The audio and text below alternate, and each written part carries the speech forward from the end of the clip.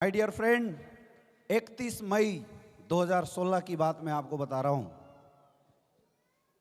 31 मई 2016 से पहले एसलीपीएस वेलनेस का नाम इस पूर्वांचल में कोई भी नहीं जानता था।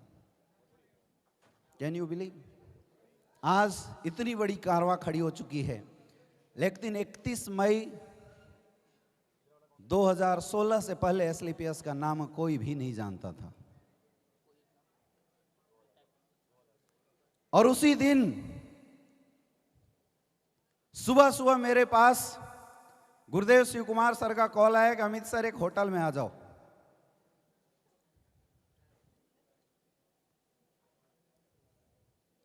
संकट मोचन के सामने एक होटल है, उसी होटल में मीटिंग हो रही थी। सर का कॉल आया कि सर इस होटल में आ जाओ, कुछ बड़ा करना है लोगों के लिए, डिस्कशन किया जाए। और जब मैं गया तो वहां पे हमारे महागुरु महिपाल सर मौजूद थे।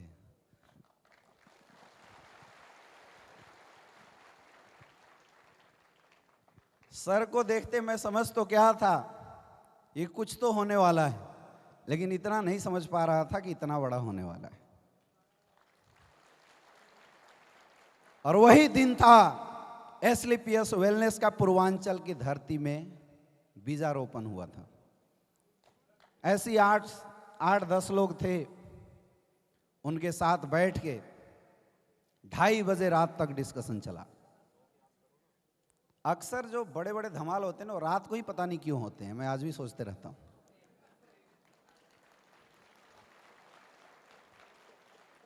और अपनी कंपनी में भी आपने देखा, प्रणव सर भी बता रहे थे, मुझे पकड़ के रात में प्लान बताया गया। रवि जी भी बता रहे थे, मुझे पकड़ के रात में प्लान तो बताया गया।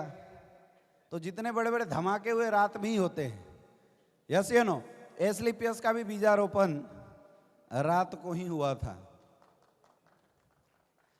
मेरे दोस्त, तब बहुत मुश्किल था यह विश्वास करना कि इस इंडस्ट्री में करियर बन सकती है, क्योंकि कंपनी बहुत छोटी थी। 7 प्रोडक्ट कंपनी का टॉप अर्नर शायद 15 लाख 20 लाख रुपए कमाया था। यहां तो 15 लाख 20 लाख रुपए कमाने वाले तो अभी आएंगे स्टेज पे, आपको समझ में आ जाएगा। लेकिन उस समय कंपनी का टॉप अर्नर 10-15 लाख रुपए कमाया था। अब आप खुद बताइए, उस समय विश्वास करना ज्यादा मुश्किल था या आज? उस समय, क्योंकि उस समय कोई अचीवमेंट नहीं थी, प्रोडक्ट की कोई रिजल्ट नहीं थी। किसी को हम प्रोडक्ट देने जाते थे, कोई पूछता था भाई प्रोडक्ट की रिजल्ट है क्या, तो हम उधर चंडीगढ़ साइड का कोई रिजल्ट निकाल के वीडियो दिखाया करते थे। हाँ जी है, तो बोला पूर्वांचल में, बोला अभी ट्राई कर रहे हैं हम लोग, अब रिजल्ट आएगा। लेकिन वो बोलते हैं ना कि बनारस की धरती कुछ अजीब ही है, यहां बाबा का आशीर्वाद कुछ अजीब ही है। यहां सच्ची दिल से, सच्ची आत्मा से अगर ऊपर वाले से कोई किसी भी प्रकार की मुराद मांगता है तो पूरा जरूर हो जाता है। और हम लोगों ने उस समय एक सोच के साथ इस बिजनेस की स्टार्टिंग करी थी कि हे बाबा, ऐसा ताकत देना इस पूर्वांचल में जहां लोग नेटवर्क मार्केटिंग इंडस्ट्री को लेके निगेटिव हैं, 15 साल 16 साल से गिट्टे पट्टे मर रहे हैं, एक ताकत देना कि हम लोग इस अच्छे प्लेटफॉर्म के माध्यम से उनकी कैरियर में बदलाव कर सके। और मुझे लगता है शायद इसीलिए बाबा विश्वनाथ ने एसलीपीएस वेलनेस का प्लेटफॉर्म गुरुदेव महिपाल सर के माध्यम से यहां पे भेजा था। और काशी में तो चमत्कार शुरू से ही होता आया है। काशी में मिन्नत मांगने वाले लोग देश के प्रधानमंत्री बन जाते हैं। हम लोगों ने तो डायमंड का ही मिन्नत मांगा था, कोई बहुत बड़ी बात तो मांगा नहीं था, और वो होता चला गया। मेरे दोस्त, मैं भी उस समय कैरियर कैसे पैदान पे था, जहां पे ये विचार था कि मैं आगे पढ़ाई कंटिन्यू करूं या मैं इस इंडस्ट्री में अपने आप को झोंक दूं। एक तरफ मेरा स्वार्थ था और दूसरी तरफ लोगों की कैरियर थी। मुझे लगा अगर मैं पढ़ाई कंटिन्यू करता हूं तो हो सकता है जो लोगों ने हमारे ऊपर विश्वास किया है, जो भरोसा किया है, वो भरोसा लोगों का टूट सकता है। क्योंकि अगर हमने डाइवर्ट किया, अपने आप को 2 जगह लगा के रखे, ये सोच बनाया कि चलो इधर नहीं हुआ तो अपना पढ़ाई करके कुछ करियर बना लेंगे, तो शायद लोगों के साथ गलत हो जाएगा। और उसी समय मैंने डिसीजन लिया, उसमें रिसर्च में मेरा एडमिशन होने वाला था बीएचयू के अंदर, मैंने उसको पेंडिंग ही डाल दिया और फुल टाइम कूद पड़ा उस समय एस्क्लेपियस वेलनेस के अंदर। और तब से लेके आज तक ये सफर लगभग 5-5.5 साल का हो चुका है मेरे दोस्त। लेकिन आज बताना चाहूंगा, उन 7 लोगों की कारवां आज 7 लाख लोगों तक पहुंच चुकी है। ये पावर है एस्क्लेपियस वेलनेस की। जब हम लोग शुरुआती स्टेज पर मीटिंग किया करते थे, 10-12 लोग बड़े मुश्किल से आते थे, अभी अवधेश नारायण जी आपको बता रहे थे। लेकिन आज बड़ी खुशी मिलती है, इस पूरे बिजनेस का एक छोटा सा टुकड़ा है जहां पे लगातार बैक टू बैक जश्न एकादशी प्रोग्राम चल रहा है, फिर भी हॉल में बैठने की जगह नहीं मिल रही है। ये पावर है एस्क्लेपियस वेलनेस की। हर इंसान अपनी जिंदगी में कुछ करना चाहता है, कुछ पाना चाहता है। हर इंसान अपने सपनों के साथ जीना चाहता है। लेकिन प्रॉब्लम यह है कि जब से हम पैदा हुए तब से लेके आज तक हमारे अपनों ने हर बार हमारे सपनों का दमन किया है। ऐसा आप सबके साथ भी हुआ होगा, आप सबके साथ हुआ है। जब भी आपने कुछ लंबी छलांग लगाने की बात की है, आपके अपनों ने बोला बेटा रुक जा, तेरा कुछ नहीं हो सकता। आपके अपने लोगों ने आपको डराया है। बचपन से लेके आज तक पढ़ने गया तो टीचर ने डराया, अच्छे से पढ़ाई कर नहीं तो नौकरी कहीं नहीं मिलेगी। छोटे थे तो मम्मी पापा ने डराया, बाहर मत जा, भूत पकड़ लेगा। ये मेंटलिटी हम लोगों के दिमाग में धीरे धीरे घर करता चला गया। और आज यही वजह है मेरे दोस्त, यहां बैठे जिस इंसान को भी इस इंडस्ट्री में सफल होने का डाउट आ रहा है, वो डाउट आपका नहीं है, ये डर आपका नहीं है। ये डर उस मेंटलिटी का है जहां से हम निकल के आए हैं। तो करना क्या है? तो करना क्या है? एक बार उस डर से बाहर निकलना पड़ेगा, एक बार उस डर के ऊपर चढ़ना पड़ेगा। और जो इंसान अपनी कैरियर को लेके, अपने सपनों को खत्म होने के लेके डर को पीछे छोड़ के ऊपर आ जाता है, वही इंसान इस इंडस्ट्री के अंदर सक्सेसफुल होता है। मेरे दोस्त, कोई फर्क नहीं पड़ता कि आप इस बिजनेस में कितने पढ़े हो, कोई फर्क नहीं पड़ता कि आपकी औकात कितनी है, कोई फर्क नहीं पड़ता कि आज आप कहां हो, क्योंकि आज जो भी आपकी औकात है, यह औकात आपकी नहीं है। यह औकात उस परिवेश की है, उस मां बाप की वजह से है जहां आप पैदा हुए। क्योंकि शायद हमारे मां बाप भी अंबानी और टाटा जैसे होते तो हमें भी बड़ा होने के बाद बड़ी कंपनी चलाने में कोई प्रॉब्लम नहीं होती क्या? अगर हमें भी बड़ी बड़ी स्कूलों की परवरिश मिली होती, हम भी जाते तो वहां से निकलने के बाद फराटेदार अंग्रेजी तो अपन लोग भी बोल सकते थे, यस या नो। तो हम फेल कहां हुए? हम फेल नहीं हुए थे, उन परिस्थितियों ने हम सबको कमजोर बना के रखा था। और दूसरा, जिंदगी में कोई ऐसा प्लेटफॉर्म नहीं मिला जिस प्लेटफॉर्म पे चल के एक आम इंसान अपनी जिंदगी को बदल सकता है। ये थी हमारी बदकिस्मती। लेकिन मेरे दोस्त, एक दूसरे तरीके से अगर हम बात करें तो हम सब अब किस्मत वाले फिर से बन चुके हैं, क्योंकि ऊपर वाले ने एस्क्लेपियस वेलनेस नाम का प्लेटफॉर्म हमारी जिंदगी में डाल दिया है। अब डिसाइड आपको करना है कि आप अपने सपनों के साथ जीना चाहते हो या घुट घुट के अपनी जिंदगी जीना चाहते हो। यह डिसाइड आपको करना पड़ेगा। आज स्टेज पे जितने भी लोग आए, mister Pranav Pandey sir, mister Amit Kumar ji, mister Awadhesh Narayan ji, Krishna ji, ये जितने भी लोग आज यहाँ पे आए, जितेंद्र जी, जितने भी लोग आज यहाँ पे आए, आप सब ने सबकी स्टोरी सुनी, लगभग वैसी है जैसे आज आपकी स्टोरी है। यस या नो? यस या नो? तो ये लोग यहाँ तक पहुंचे कैसे? इस भीड़ से निकल के स्टेज तक ये लोग पहुंचे कैसे? इन्होंने किया क्या? मेरे दोस्त, काम तो बाद में किया, सबसे पहला चीज जो इन लोगों ने किया, अपनी जिंदगी में मजबूत निर्णय लिया और उस निर्णय पे तब तक टिके रहे जब तक कि वो सफल नहीं हो गए। बस यही काम आप सबको कर देना है। यहां आए हो, शो देख रहे हो, लो का रिकॉग्निशन देख रहे हो, तालियां बजा रहे हो, चले जाओगे, कोई फर्क नहीं पड़ेगा। अरे फर्क तो तब पड़ेगा कि शो में किसी एक इंसान को देख के अपनी छवि उसमें देख के जाना, और जब यहां से जाना एक आग लेके जाना कि अगली बार जब जश्न काशी होगा उसमें आप भी स्टेज पे बैठ के अपनी डायमंड रिकॉग्निशन करा रहे होगे। क्या ये आग जल सकता है? कितने लोगों के अंदर? सारे लोगों के अंदर जल सकता है। तो उस आग को बार बार बोल के निकालना पड़ेगा। मेरे दोस्त, जब हम लोग बिजनेस हमें बहुत सारे लोग बोलते थे कि तू कहाँ फंस गया, बढ़िया से MBBS करके डॉक्टर बन जाता, तेरी जिंदगी बड़ी अच्छी हो जाती, इस इंडस्ट्री में कोई सफल नहीं होता। आपको भी लोग बोलते हैं? बोलते हैं। बोला बहुत कम लोग सफल होते हैं।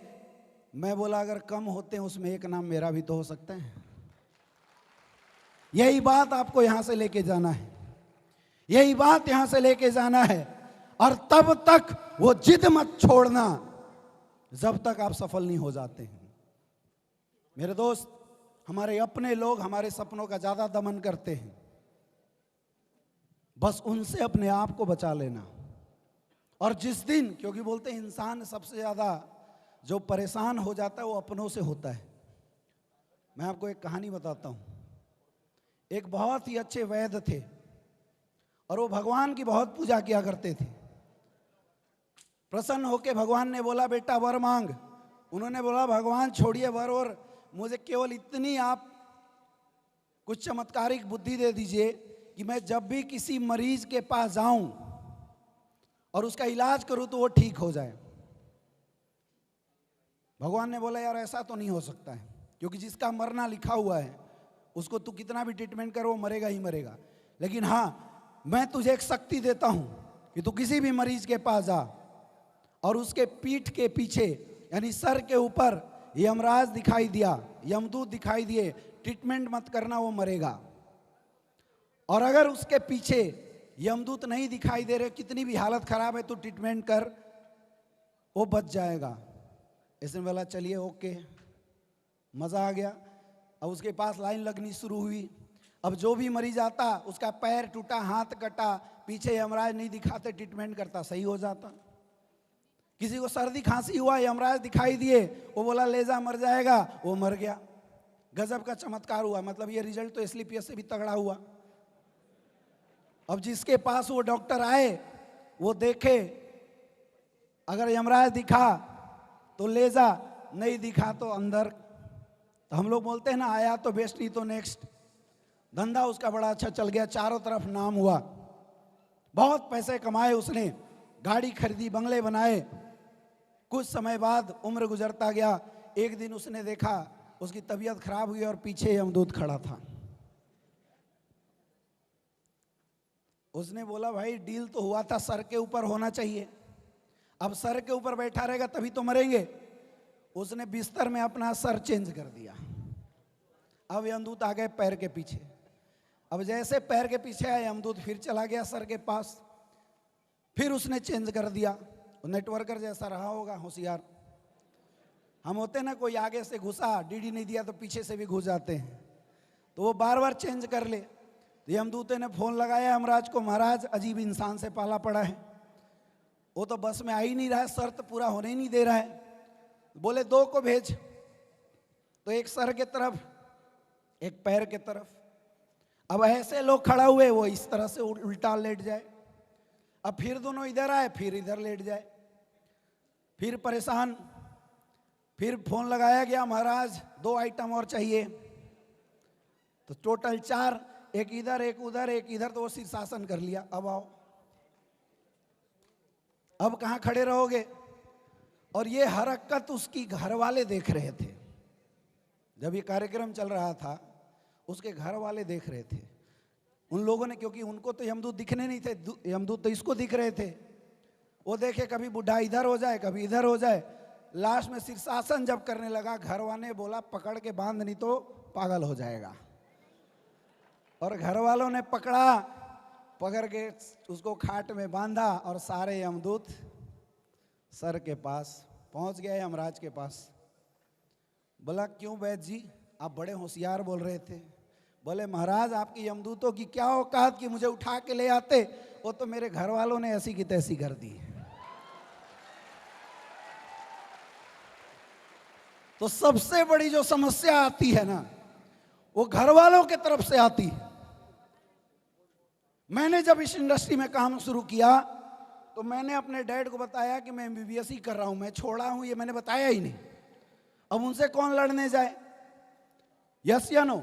हालात ऐसी थी कि जब मैंने होंडा सिटी गाड़ी ली तो हम गांव में जब गाड़ी लेके गए तो गांव वालों ने हल्ला किया, बड़ा डॉक्टर बन गया होगा इसलिए होंडा सिटी गाड़ी से घूम रहा है।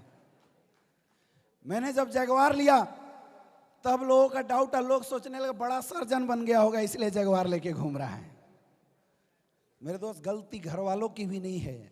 एक्चुअल हमारे और आपके घर वाले आज तक जिन कठिनाइयों और जिन मुश्किलों से दबे हैं, पले बढ़े हैं, उन्होंने आज तक ये सोचा ही नहीं था कि हम भी करोड़पति बन सकते हैं, हमारी जिंदगी भी बदल सकती है। ये तो शुक्र मनाओ इस प्लेटफॉर्म का जिसने हम सारे लोगों के अंदर एक सोच डाल दिया है।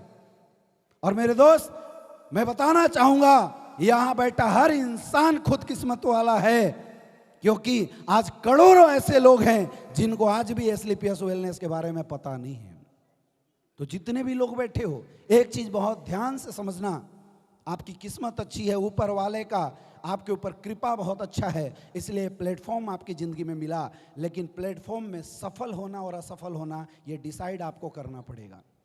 आप चाहो तो यहाँ से निकल के चाय कॉफ़ी पी के घर में जाके आराम से बोल सकते हो मज़ा आया, और आप चाहो तो दिल में आग लेके जाके 1 साल लगातार काम करके डायमंड बन के स्टेज पे आ सकते हो। ये डिसाइड आपको करना पड़ेगा। क्या आप कर सकते हैं?